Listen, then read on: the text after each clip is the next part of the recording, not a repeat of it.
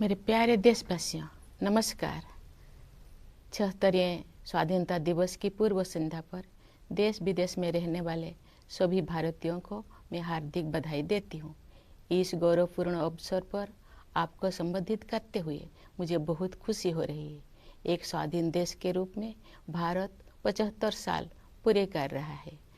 14 अगस्त के दिन को विभाजन विभीषिका स्मृति दिवस के रूप में मनाया जा रहा है।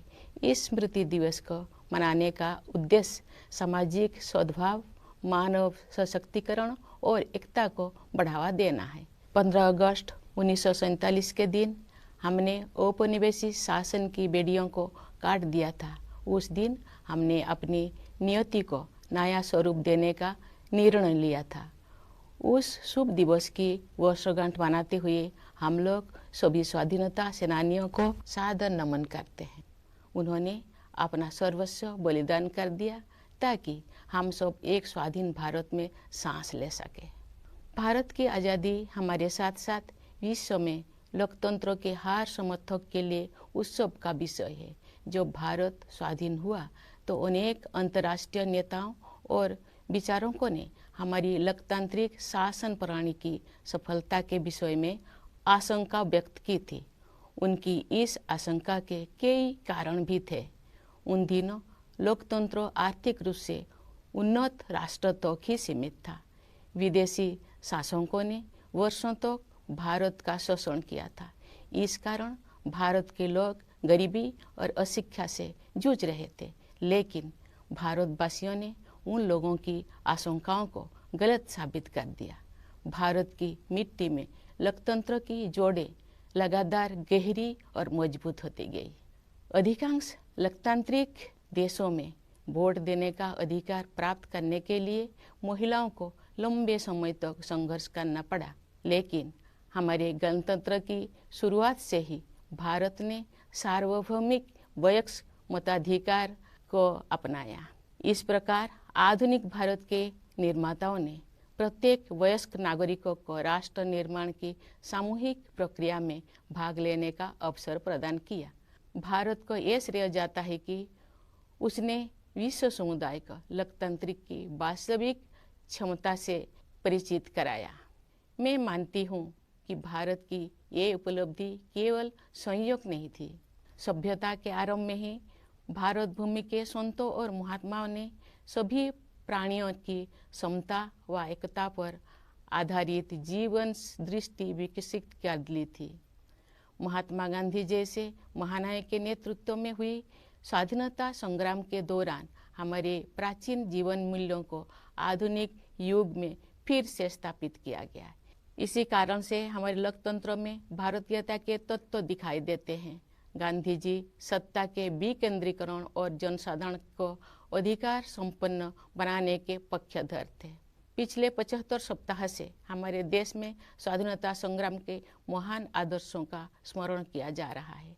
आज़ादी का अमृत महोत्सव मार्च 2021 में दांडी यात्रा की स्मृति को फिर से जीवंत रूप देकर शुरू किया गया है। उस युगांतरकारी आंदोलन में हमारे संघर्ष को विश्व पटल पर स्थापित किया था। उसे सम्मान देकर हमारे इस महोत्सव की शुरुआत की गई। ये महोत्सव भारत की जनता को समर्पित है। देशवासियों द्वारा हासिल की गई सफलता के आधार पर आत्मनिर्भर भारत के निर्माण का संकल्प भी इस उत्सव का हिस्सा है। हर आयु वर्ग के नागरिक पूरे देश में आयोजित इस महोत्सव के कार्यक्रम में उत्साहपूर्वक भाग ले रहे हैं। ये भव्य महोत्सव अब हर घर तिरंगा अभियान के साथ आगे बढ़ रहा है। आज देश के कोने कोने में हमारा तिरंगा शान से लहरा रहा है। स्वाधीनता आंदोलन के आदर्शों के प्रति इतने व्यापक स्तर पर लोगों में जागरूकता को देखकर हमारे स्वाधीनता सेनानी अवश्य प्रफुल्लित हुए होते। हमारा गौरवशाली स्वाधीनता संग्राम इस विशाल भारत भूमि में बहादुरी के साथ संचालित होता रहा। अनेक महान स्वाधीनता सेनानियों ने वीरता के उदाहरण प्रस्तुत किए और राष्ट्र जागरण की मशाल अगली पीढ़ी को सौंपे। अनेक वीर योद्धाओं तथा उनके संघर्षों, विशेषकर किसानों और आदिवासी समुदाय के वीरों का योगदान एक लंबे समय तक सामूहिक स्मृति से बाहर रहा। पिछले वर्ष से हर 15 नवंबर को जनजातीय गौरव दिवस के रूप में मनाने का सरकार का निर्णय स्वागत योग्य है। हमारे जनजातीय महानायक केवल स्थानीय या क्षेत्रीय प्रतीक नहीं है, बल्कि ये पूरे देश के लिए प्रेरणा का स्रोत है। प्यारे देशवासियों, एक राष्ट्र के लिए, विशेष रूप से भारत जैसे प्राचीन देश के लंबे इतिहास में 75 वर्ष का समय बहुत छोटा प्रतीत होता है, लेकिन व्यक्तिगत स्तर पर ये कालखंड एक जीवन यात्रा जैसा है। हमारे वरिष्ठ नागरिकों ने अपने जीवन काल में अद्भुत परिवर्तन देखे हैं। ये गवाह है कि कैसे आज़ादी के बाद सभी पीढ़ियों ने कड़ी मेहनत की, विशाल चुनौतियों का सामना किया और स्वयं अपने भाग्य विधाता बने। इस दौर में हमने जो कुछ सीखा है वो सब उपयोगी साबित होगा, क्योंकि हम राष्ट्र की यात्रा में एक ऐतिहासिक पड़ाव की ओर आगे बढ़ रहे हैं। हम सब 2047 में स्वाधीनता के शताब्दी उत्सव तक की 25 वर्षों की अवधि यानी भारत के अमृत काल में प्रवेश कर रहे हैं। हमारा संकल्प है कि वर्ष 2047 तक हम अपने स्वाधीनता सेनानियों के सपनों को पूरी तरह साकार कर लेंगे। इसी कालखंड में हम बाबा साहेब भीमराव अंबेडकर के नेतृत्व में संविधान का निर्माण करने वाला विभूतियों के विजन को साकार कर चुके होंगे। एक आत्मनिर्भर भारत के निर्माण में हम पहले से ही तत्पर हैं। वो एक ऐसा भारत होगा जो अपनी संभावनाओं को साकार कर चुका होगा। दुनिया ने हाल के वर्षों में एक नए भारत को उभरते हुए देखा है। खासकर कोविड-19 के प्रकोप के बाद इस महामारी का सामना हमने जिस तरह किया है, उसकी सर्वत्र सराहना की गई है। हमने देश में ही निर्मित वैक्सीन के साथ मानव इतिहास का सबसे बड़ा टीकाकरण अभियान शुरू किया। पिछले महीने हमने 200 करोड़ वैक्सीन कवरेज का आंकड़ा पार कर दिया है। इस महामारी का सामना करने में हमारी उपलब्धियां विश्व के अनेक विकसित देशों से अधिक रही है। इस प्रशंसनीय उपलब्धि के लिए हम अपने वैज्ञानिकों, डॉक्टरों, नर्सों, पैरामेडिक्स और टीकाकरण से जुड़े कर्मचारियों के आभार हैं। इस आपदा में कोरोना योद्धाओं द्वारा किया गया योगदान विशेष रूप से प्रशंसनीय है। कोरोना महामारी ने पूरे विश्व में मानव जीवन और अर्थव्यवस्थाओं पर कठोर प्रहार किया है। जब दुनिया इस गंभीर संकट के आर्थिक परिणामों से जूझ रही थी, तब भारत ने स्वयं को संभाला और अब पुनः तीव्र गति से आगे बढ़ने लगा है। इस समय भारत दुनिया में सबसे तेजी से बढ़ रही प्रमुख अर्थव्यवस्था में से एक है। भारत को स्टार्टअप इकोसिस्टम का विश्व में ऊंचा स्थान है। हमारे देश में स्टार्टअप्स की सफलता, विशेषकर यूनिकॉर्न्स की बढ़ती हुई संख्या हमारी औद्योगिक प्रगति का शानदार उदाहरण है। विश्व में चल रही आर्थिक कठिनाई के विपरीत भारत की अर्थव्यवस्था को तेजी से आगे बढ़ाने के श्रेय सरकार तथा नीति निर्माताओं को जाता है। पिछले कुछ वर्ष के दौरान फिजिकल और डिजिटल इंफ्रास्ट्रक्चर के विकास में अभूतपूर्व प्रगति हुई है। प्रधानमंत्री गति शक्ति योजना के द्वारा कनेक्टिविटी को बेहतर बनाया जा रहा है। परिवहन के जल, थल, वायु आदि पर आधारित सभी माध्यमों को भलीभांति एक दूसरे के साथ जोड़कर पूरे देश में आवागमन को सुगम बनाया जा रहा है। प्रगति के प्रति हमारे देश में दिखाई दे रही उत्साह का श्रेय कड़ी मेहनत करने वाले हमारे किसान व मजदूर भाई बहनों को भी जाता है। साथ ही व्यवसाय की सूझबूझ से समृद्धि का सृजन करने वाले हमारे उद्यमियों को भी जाता है। सबसे अधिक खुशी की बात है कि देश का आर्थिक विकास और अधिक समावेशी होता जा रहा है तथा क्षेत्रीय विषमताएं भी कम हो रही है। लेकिन ये तो केवल शुरुआत ही है।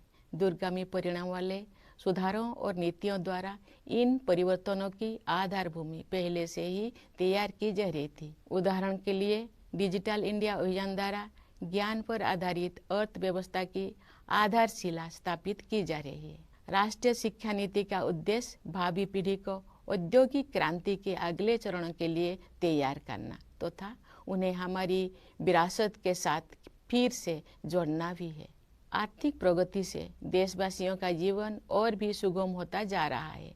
आर्थिक सुधारों के साथ साथ जन कल्याण के नए कदम भी उठाया जा रहे हैं। प्रधानमंत्री आवास योजना की सहायता से गरीब के पास स्वयं का घर होना अब एक सपना नहीं रह गया, बल्कि सच्चाई का रूप ले चुका है। इसी तरह जल जीवन मिशन के अंतर्गत हर घर जल योजना पर कार्य चल रहा है। इन उपायों का और उसी तरह के अन्य प्रयासों का उद्देश्य सभी को, विशेषकर गरीबों को, बुनियादी सुविधाएं प्रदान करना है। भारत में आज संवेदनशीलता व करुणा के जीवन मूल्यों को प्रमुखता दी जा रही है। इन जीवन मूल्यों का मुख्य उद्देश्य हमारे वंचित, जरूरतमंदों तथा समाज के हाशिए पर रहने वाले लोगों के कल्याण हेतु कार्य करना है।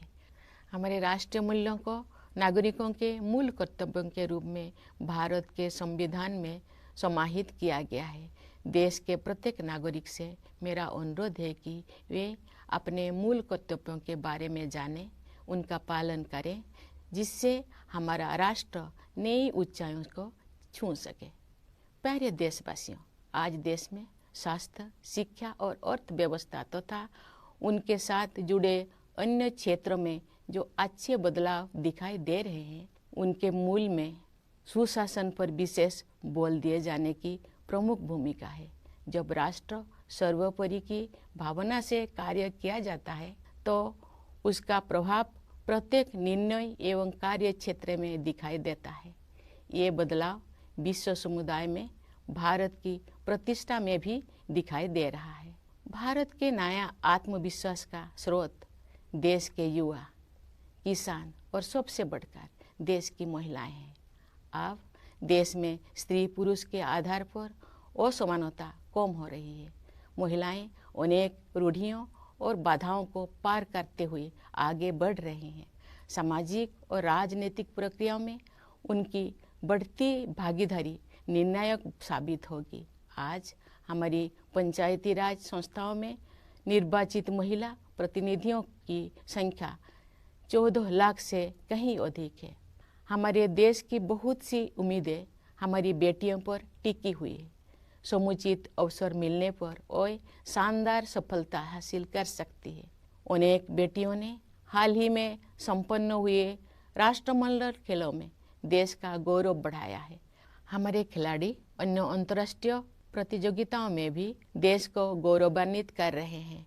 हमारे बहुत से विजेता समाज के वंचित वर्गों में से आते हैं।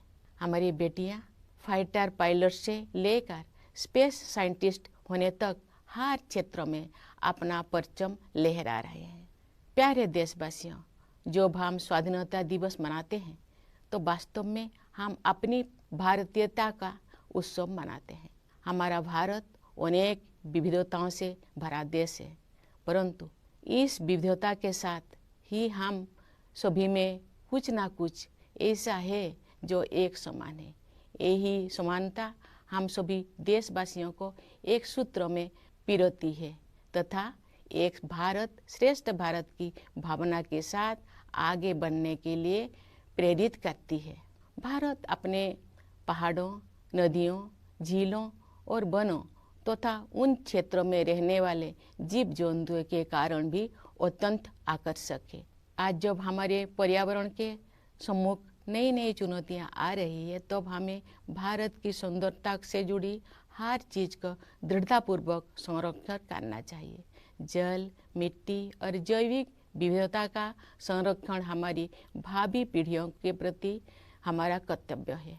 प्रकृति की देखभाल माँ की तरह करना हमारी भारतीय संस्कृति का अभिन्न अंग रहा है। हम भारतवासी अपनी पारंपरिक जीवन शैली से पूरी दुनिया का सही राह दिखा सकते हैं। योग एवं आयुर्वेद विश्व समुदाय को भारत का अमूल्य उपहार है, जिसकी लोकप्रियता पूरी दुनिया में निरंतर बढ़ रही है। प्यारे देशवासियों, हमारे पास जो कुछ भी है वो हमारी मातृभूमि का दिया हुआ है। इसलिए हमें अपने देश की सुरक्षा, प्रगति और समृद्धि के लिए अपना सब कुछ अर्पण कर देने का संकल्प लेना चाहिए। हमारे अस्तित्व की सार्थकता एक महान भारत के निर्माण में ही दिखाई देगी। कन्नड़ भाषा के माध्यम से भारतीय साहित्य को समृद्ध करने वाले महान राष्ट्रवादी कवि कुवेंपु ने कहा है, नानु अड़िए नीनु अड़िए नम्मा एलुबुगोड़ मेले मूडुबुदु नव भारत दलीले। अर्थात मैं नहीं रहूँगा, नहीं रहेंगे तुम, परंतु हमारी अस्थियों पर उदित होगी नई भारत की महागाथा। उस राष्ट्रवादी कवि का ये स्पष्ट आह्वान है कि मातृभूमि तथा देशवासियों के उत्थान के लिए सर्वस्व बलिदान करना हमारी आदर्श होना चाहिए। इन आदर्शों को अपनाने के लिए मैं अपने देश के युवाओं से विशेष अनुरोध करती हूँ। वे युवा ही 2047 के भारत का निर्माण करेंगे। अपना संबोधन समाप्त करने से पहले मैं भारत के सशस्त्र बलों, विदेशों में स्थित भारतीय मिशनों और अपनी मातृभूमि को गौरवान्वित करने वाले प्रवासी भारतीयों को स्वाधीनता दिवस की बधाई देती हूँ। मैं सभी देशवासियों के सुखद और मंगलमय जीवन के लिए शुभकामनाएं व्यक्त करती हूँ। धन्यवाद। जय हिंद।